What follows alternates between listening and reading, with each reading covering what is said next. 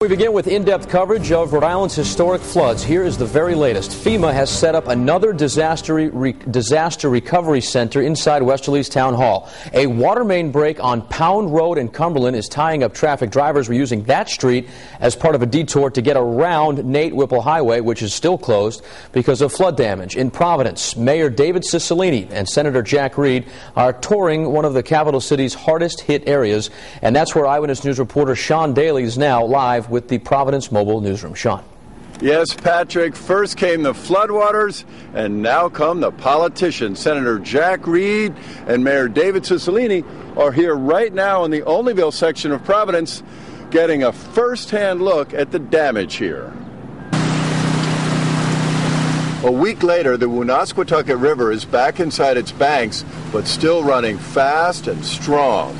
The flooding weakened the Atwells Avenue Bridge over the river, forcing the state DOT to shut it down. The sheer force of the floodwaters also knocked down a section of this fence.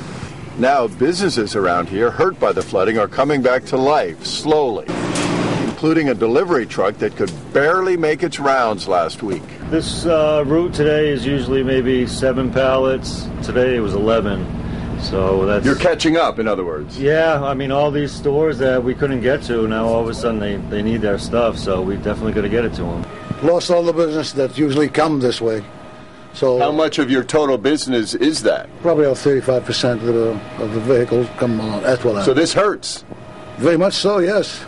Senator Jack Reed and Providence Mayor David Cicilline came here today to see the flood's impact for themselves. The damage, as Colonel Gaynor outlined, is substantial, and particularly in 5 key areas. The response has been terrific, and now we're going about completing the assessments, but also being sure that people have access to the resources at the federal, state, and local level that are available to get people back into their homes, to make the infrastructure repairs that are necessary to return back to the pre-flood conditions.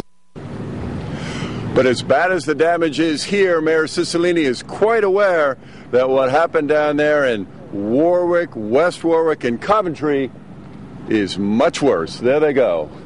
Mayor Cicilline, Senator Jack Reed, and various federal officials, the SBA, not the SPCA, and the EMA, all officials going down Tuxedo Avenue here in Providence, which was itself a river last week.